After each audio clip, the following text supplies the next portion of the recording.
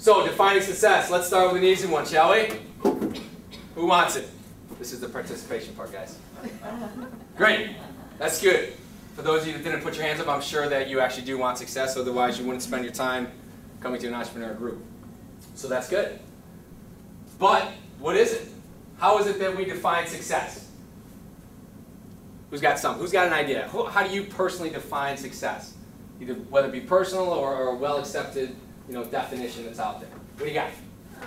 Achieving a personal and professional goal. Achieving personal and professional goal, absolutely. I would buy that. What else? Any other ideas? Making an impact on the world. Making an impact, absolutely. Absolutely, I like that one.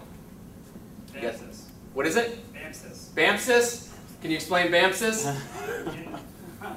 Begin reconnaissance, arrange reconnaissance, manage reconnaissance, complete the order, issue the order, supervise. That's right. I would say, depending on your effectiveness, specifically in supervise, that yeah, we could define that as success, absolutely.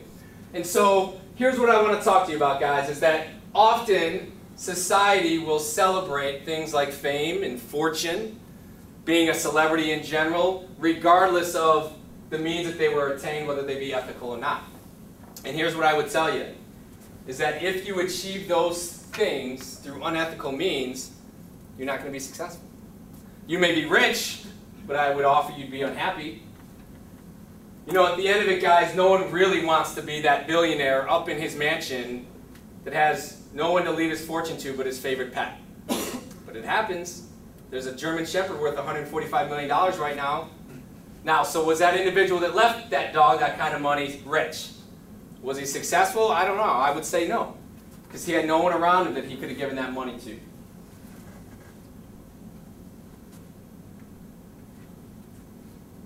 I want to talk to you about success versus significance, and please keep this in mind as we continue to go through the brief. You can be successful, at least by society's definition, and not significant. However, what I would offer you is that you could never be significant without being successful. Darren Hardy is a well-known author, speaker, entrepreneur. He's the publisher of a publication called Success Magazine. I have no affiliation with, but as aspiring entrepreneurs, I would encourage you to check out that particular magazine.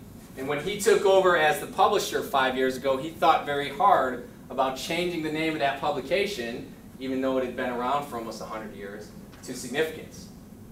And he thought that hard about it because he knows that there tends to be a skewed, or there can be a skewed perception of what success truly is, and for him, it's more about significance. Ultimately, he decided not to, or at least his board of directors told him he could not. But what it demonstrates is that he put that type of thought into it because it can be so important. Talk to you about the 5 pillars of whole life success. Again, this is a Darren Hardy concept, but it's what I want you to keep in mind as we talk about the rest of the concepts. And so, if you're successful in your whole life, it should cover these 5 things. Certainly in your business, as aspiring entrepreneurs, yes. Obviously, you want to be successful in your business. In your well-being, physical well-being, mental well-being.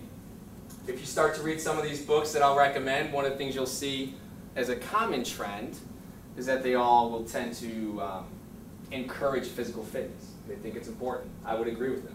Relationships. Being successful in your relationships. So was the individual that left $145 million very successful in his relationships? I would say no. Okay, so you definitely want to be successful in your relationships and your wealth? Yes. We don't do it, most of us don't do it to work for free. So you want to be successful in your wealth. But at the very end, guys, contribution is what I would tell you I believe is the most important.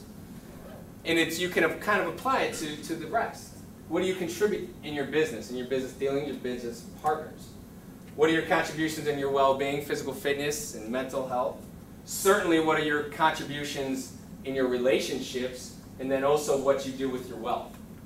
So as we go through the rest of these topics, please kind of keep this multifaceted, whole life success kind of concept in the back of your mind. And so the quote for this slide, Jackie Robinson, I think summed it up well. Life is not important except in the impact it has on other lives. And so here's what I know.